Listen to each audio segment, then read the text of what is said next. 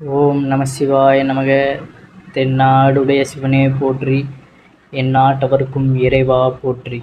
நம்முடைய வீடுகளில் பார்த்தீங்கன்னா மிகவும் முக்கியமானது வீட்டில் விளக்கு ஏற்றுவது தான். ஏனெனில் தீப ஒளியில் தான் தெய்வம் நிறைந்திருப்பதாக ஐதீகம் உண்டு. ஆகையால் தான் எந்த ஒரு வழிபாட்டின் போதும் பார்த்தீங்கன்னா நம்ம முதலில் தீபம் ஏற்றி வைத்துவிட்டு அதன் பின்னர் தான் நம்ம வழிபடுகின்றோம். ஏன்னா அங்கே அக்னி ரூபத்தில் நம்ம அந்த தெய்வத்தையே பார்க்குறோம். அதனால் எப்பொழுதுமே பார்த்தீங்கன்னா எந்த வழிபாடு செய்தாலுமே அங்கே ஒரு தீபம் விளக்கு கட்டாயம் எரிய வேண்டும். நம்ம வீடுகளில் பார்த்தீங்கன்னா பெருமளவு சுவாமிகளுடைய அந்த தெய்வங்களுடைய திருவுருவ படங்கள் இல்லை என்றாலும் கூட தீபச்சுடரையே நம்ம தெய்வமாக நினைத்து வழிபடுகின்றோம். அந்த தெய்வத்தையே அந்த தீபச்சுடராக நினைத்து வழிபடும் பொழுது பார்த்திங்கன்னா நிதர்சனமாகவே அந்த தெய்வம் அந்த இடத்துல இருக்குது அப்படிங்கிறது தான். அத்தகைய தீபத்தை நாம் ஏற்றும் பொழுது பார்த்திங்கன்னா மிகவும் சிரத்தையுடன் ஏற்ற வேண்டும். சிரத்தை அப்படின்னு பார்த்தீங்கன்னா மிகவும் பயபக்தியோட அந்த நம்பிக்கையோட எல்லாம் நிறைந்ததாக நம்ம ஏற்றுவதற்கு பெயர் தான் சிரத்தையோடு நம்ம அந்த விளக்கை ஏற்றணும் அப்படின்னு சொல்வது. ஏனெனில் அதுதான் நம்முடைய குடும்பத்தின் அனைத்து நலன்களையுமே காக்கக்கூடியதாக அமைந்துள்ளது. அப்படி நம்ம ஏற்றக்கூடிய தீபத்தை பற்றியும் அந்த நேரத்தில் நாம் செய்ய வேண்டியவற்றை பற்றியும் தான் நம்ம இந்த பதிவில் தெரிந்து கொள்ள போகிறோம். தீபம் ஏற்றும் பொழுது பார்த்தீங்கன்னா நம்ம சில விஷயங்களை தவறுதலாக கூட செய்யறதற்கு வாய்ப்பு உண்டு. அதனால் முறைப்படி எப்படி தீபத்தை ஏற்றணும், நம்ம வீட்டில் லட்சுமி கடாசமும் நிறைந்திருக்கணும், தெய்வ அருளும் கிடைக்கணும் அப்படிங்கிற பட்சத்தில் தீபத்தை நம்ம எந்த வகையில் ஏற்றணும் அப்படிங்கிறதான் அந்த பதிவில் நம்ம தெரிந்து கொள்ள போகிறோம். நம்மளுடைய சேனலுக்கும் முதன்முறையாக வர்றவங்க சப்ஸ்கிரைப் பண்ணி மறக்காமல் உங்களுடைய நண்பர்களுக்கும் இந்த பதிவானதை பகிர்ந்து கொள்ளுங்கள். வீட்டில் ஏற்றக்கூடிய அந்த தீபமானது பார்த்திங்கன்னா காலை மாலை 2 வேளையும் நம்ம கட்டாயம் ஏற்ற வேண்டும். அதுதான் பார்த்திங்கன்னா மிகவும் நமக்கு நல்லது. அதிலும் பிரம்ம முகூர்த்த நேரத்தில் காலை நேரத்தில் நம்ம தீபம் ஏற்றி வழிபாடு செய்வது மிகவும் உகந்ததாக சொல்லப்படுகிறது. ஒரு சில வீடுகளில் பார்த்திங்கன்னா காலையில் விளக்கு ஏற்றாமல் மாலையில் மட்டும் விளக்கு ஏற்றுவதை வழக்கமாக வைத்திருப்பார்கள். ஏன்னா காலை வேலை பார்த்திங்கன்னா அவ்வளோவா எந்திரிச்சு வேலை செய்கிறது அப்படிங்கிறதே பொழுது போயிடும். அதற்கங்கிட்டு பார்த்திங்கன்னா நம்ம அந்த நிதானத்தோடு பக்தி செய்வது அப்படிங்கிறது சில பேரிடம் இயலாத ஒரு காரியன்று தான். நான் அவசர அவசரமாக காலையில் குழந்தைகளை ஸ்கூலுக்கு கிளப்பி விடணும், வேலைக்கு சாப்பாடு செய்யணும் இப்படின்னு நிறைய இருப்பதுனால பார்த்திங்கன்னா சாயந்தரம் வேலையில் தான் பெரும்பாலும் வீடுகளில் பார்த்திங்கன்னா விளக்கேற்றி வழிபாடு செய்வார்கள். இருந்தாலும் பார்த்திங்கன்னா முடிந்தளவு இரவு சீக்கிரம் தூங்கிட்டு காலையில் ஒரு 4:30 மணி இப்படி கூட எந்திரிச்சு பார்த்தீங்கன்னா நம்ம விளக்கேற்றி வழிபாடு செய்துவிட்டு இந்த பிரம்ம முகூர்த்தத்தில் விளக்கேற்றினதுக்கப்புறம் அடுத்து நம்மளுடைய வேலைப்பாடுகளை நம்ம பார்க்க ஆரம்பித்து விடலாம். அதுக்கப்புறம் 4:30 மணிக்கு எந்திரிச்சிட்டோம், வேலையை செஞ்சிட்டோம், அதாவது விளக்கேற்றிட்டோம், இன்னும் நேரம் இருக்கே கொஞ்சம் நேரம் கழித்து பார்த்துக்கலான்னு தூங்கிடவும் கூடாது. அதுக்கப்புறம் பார்த்தீங்கன்னா அன்றாட வேலைகளை செய்யலாம். காலையில் எழுந்துட்டோம் அப்படிங்கிற பட்சத்தில் பார்த்தீங்கன்னா வழிபாடு செய்கிறதுக்குன்னு எழுந்துட்டோம்னா அதுக்கப்புறம் விளக்கேற்றுனதுக்கப்புறம் நம்ம தூங்கிடக்கூடாது. நம்ம நைட்டு எந்த அளவுக்கு தூங்குகிறோம், எத்தனை மணிக்கு தூங்குகிறோமோ அதை பொறுத்து பார்த்திங்கன்னா காலையில் நம்ம எழுந்து வேலைப்பாடுகளில் ஈடுபடணும். ஒரு 9 மணி இப்படி தூங்குகிறோம்னு வைங்களேன், காலையில் ஒரு 5 மணி இப்படி பார்க்க எழுந்திரிச்சு நம்மளால் முடிந்த இந்த வழிபாடு விளக்கேற்றி வழிபாடு செய்துவிட்டு அதுக்கப்புறம் வேலைகளை பார்க்கலாம். இரவு நம்ம சீக்கிரம் தூங்குவதை பொறுத்து தான் பார்த்திங்கன்னா காலையில் நம்ம இவ்வாறான வழிபாடு முறைகளை செய்ய முடியும். ஏன்னா வீடு சுபிட்சமாக இருக்குன்னா இதெல்லாம் பார்த்திங்கன்னா நம்ம கட்டாயம் செய்து தான் ஆக வேண்டும். ஒரு சிலவங்க பார்த்திங்கன்னா காலை மாலை 2 வேளையும் விளக்கேற்றுவாங்க, ஒரு சிலவங்க காலையில் மட்டும் விளக்கேற்றுவாங்க, மாலையில் விளக்கேற்றுவாங்க, இப்படி ஒவ்வொரு வகையாக இருப்பாங்க. ஏன்னா அது அவர்களுடைய சௌகரியத்தை பொறுத்து உண்டு. காலையில் விளக்கேற்றுவதை பற்றி நமக்கு தெரிஞ்சிருக்கும். பிரம்ம முகூர்த்தத்துலேருந்து விளக்கேற்றணும், முடிந்தால் குளிச்சுட்டு ஏற்றணும், இல்லைனா கை கால்களையாவது அலம்பி விட்டு அதற்கப்புறம் பார்த்திங்கன்னா விளக்கேற்றுவது மிகவும் நல்லது. முடிந்தளவு பார்த்திங்கன்னா காலையில் குளித்து விட்டதுக்கப்புறமே விளக்கேற்றுங்க. ஏன்னா அதுதான் ரொம்ப நல்லது. மைண்டும் நமக்கு ஃப்ரெஷ்ஷாக இருக்கும், மனமும் நமக்கு சுத்தமான மாதிரி இருக்கும், அந்த ஒரு திருப்தி நமக்கு கிடைக்கும். ஏன்னா எழுந்திருக்கோம், காலையில் எந்திரிச்ச உடனே நம்ம விளக்கேற்ற போகிறோம், இறைவனை கும்பிட போகிறோம்னா ஒரு முழு அர்ப்பணிப்பு இருக்காது. அதனால தான் பார்த்திங்கன்னா காலையில் எப்படியாவது குளித்து விட்டு அதற்கப்புறம் பூஜை புனஸ்காரங்களில் நம்ம ஈடுபடுவது மிகவும் சுபிட்சமானதாக இருக்கும். அதனால் கட்டாயம் முடிந்த அளவுக்கு காலையில் குளிச்சுட்டே விளக்கேற்றுங்க. உடல் அசௌகரியமாக இருக்கிற நாளில் மட்டும் கை கால்களை கழுவிட்டு அதுக்கப்புறம் ஏற்றுங்க.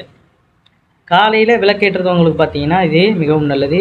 மாலை வேலையும் அதே போல் பார்த்திங்கன்னா காலை வேலை அப்படிங்கிறது பிரம்ம முகூர்த்தம், அதற்கு இணையான வேலை தான் மாலை நேரம். அதாவது சந்தியா காலம் அப்படின்னு சொல்வது. சூரியன் மறைகின்ற அந்த காலத்தை சந்தியா காலம் அப்படின்னு சொல்லுவாங்க. இந்த நேரத்தில் விளக்கேற்றும் பொழுது பார்த்திங்கன்னா நம்ம சில விஷயங்களை கட்டாயம் கடைபிடித்து தான் நம்ம விளக்கேற்றணும். மாலையில் தீபம் ஏற்றும் முன்பு கட்டாயமாக நம்ம வீட்டு வாசலை பெருக்கிட்டு அந்த குப்பைகளெல்லாம் அகற்றினதுக்கப்புறம் தான் நம்ம வீடுகளில் விளக்கேற்றணும்.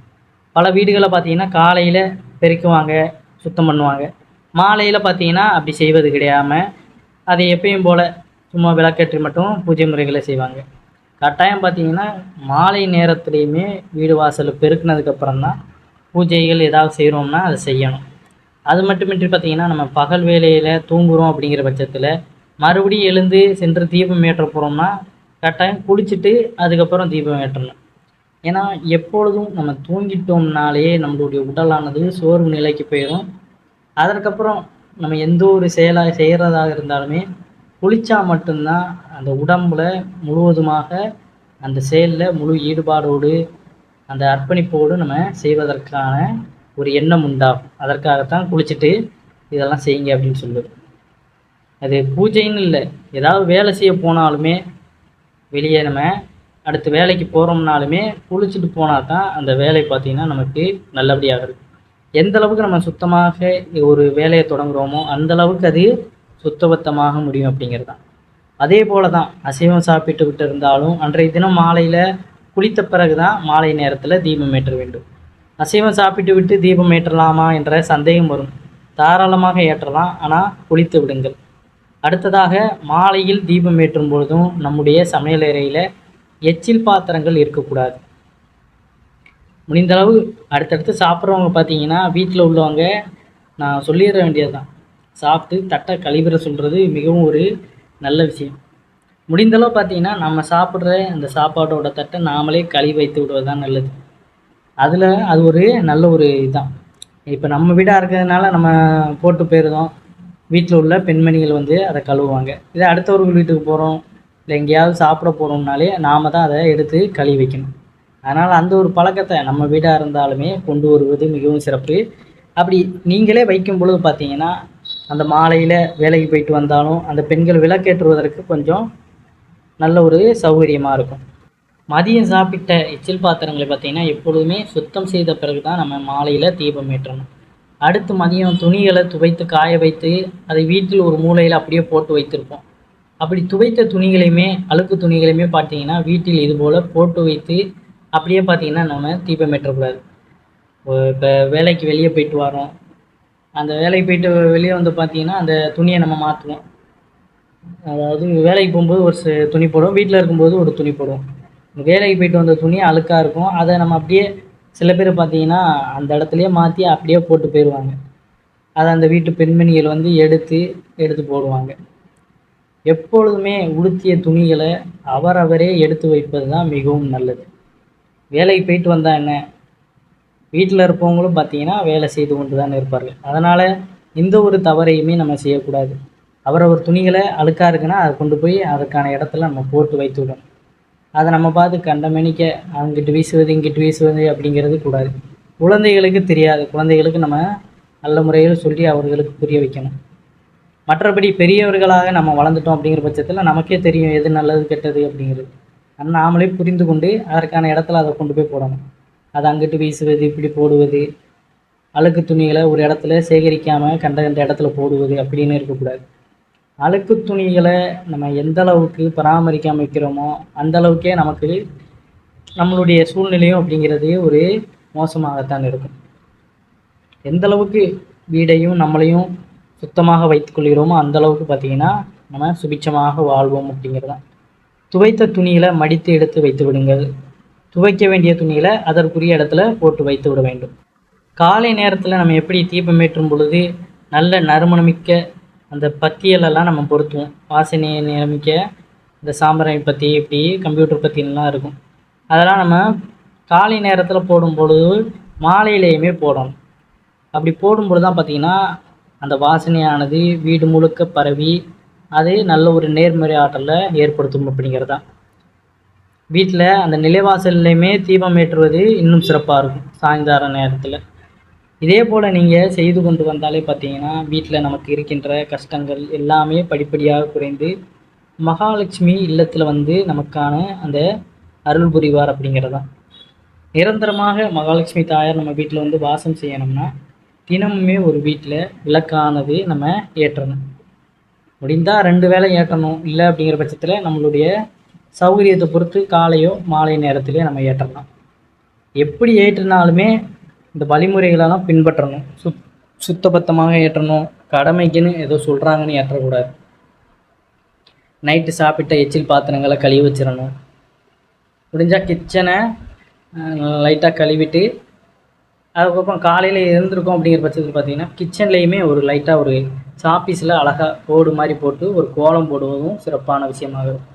ஏன்னா அந்த காலத்தில் பார்த்திங்கன்னா மண்ணால் அடுப்பில் தானே சமைச்சிக்கிட்டு இருப்பாங்க, விறகு அடுப்பில். அவங்களாம் பார்த்திங்கன்னா அடுப்படியில் அந்த மாதிரி கோலம் போட்டிருப்பாங்க.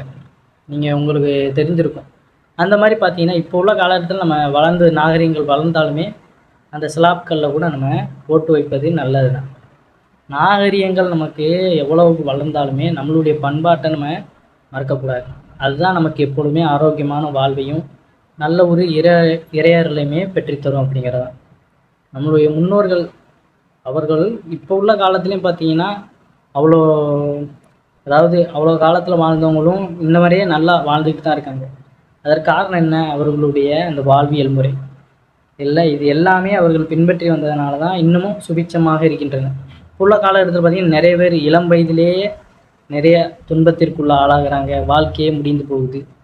பல பிரச்சனைகளை ஈடுபடுறாங்க.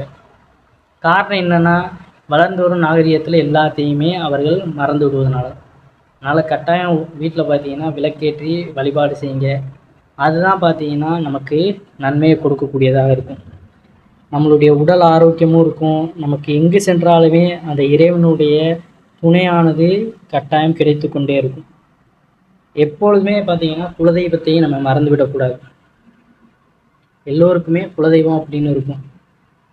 வருஷத்தில் அந்தந்த நாட்களில் பார்த்திங்கன்னா பண்டிகைகள் வரும். குலதெய்வத்திற்கென்று பண்டிகைகள் வரும். தவறாமல் பார்த்திங்கன்னா கட்டாயம் கலந்து கொள்ளலாம். ஆனால் நம்மளுடைய குலத்தை காக்கின்ற தெய்வமாக கருதப்படுவர் தான் குலதெய்வம். நம்மளால் போக முடியாத பட்சத்தில் பார்த்திங்கன்னா அன்றைய தினம் நம்ம எங்கே இருக்கிறோமோ அந்த இடத்துலையே அந்த வீட்டு பூஜை அறையிலே விளக்கேற்றி அந்த குலதெய்வத்தை ரூபமாக நினைத்து நம்ம வழிபாடு செய்யணும். இப்படி ஒவ்வொரு முறையிலையுமே நம்ம ஆன்மீகத்தில் எந்தளவுக்கு முக்கியத்துவம் கொடுத்து நம்ம தெய்வங்களை வழிபாடு செய்கிறோமோ அந்தளவுக்கு நம்மளுடைய வாழ்க்கை முறையும் ஆரோக்கியமாகவும் சந்தோஷமாகவும் போகும் அப்படிங்கிறது தான். தினமுமே அதே போல் விளக்கேற்றுங்க. நறுமணமிக்க வாசனை மிகுந்த இந்த பத்திகள், சாம்பிராணி பத்தி இதெல்லாம் போடுங்க. வீடு முழுக்க நம்ம பரவ செய்யும் பொழுது அந்த நேர்மறை ஆற்றல்கள் அப்படிங்கிறது மிகுதியாக இருக்கும். அடுத்து வருகின்ற நம்மளுடைய குழந்தைகளுக்குமே இந்த முறையில் சொல்லிக் கொடுங்க. யார் அடுத்தவங்க வாராங்க எதுவும் நினைப்பாங்க அதெல்லாம் நம்ம பார்க்க தேவை. நம்மளுடைய ஆரோக்கியம் நமக்கு முக்கியம், நம்மளுடைய நம்பிக்கை. அதனால் இதை கட்டாயம் செய்து பாருங்கள். உங்களுடைய நண்பர்களுக்கும் இந்த பதிவை பகிர்ந்து கொள்ளுங்கள். இந்த வீடியோ பிடிச்சிருந்ததுன்னா மறக்காமல் இந்த வீடியோக்கும் ஒரு லைக் பண்ணுறங்க. அனைவரும் என்றும் இறையருள் பெற்று நலமுடன் வாழ வேண்டும். நன்றி, வணக்கம். ஓம் நம சிவாய நமக.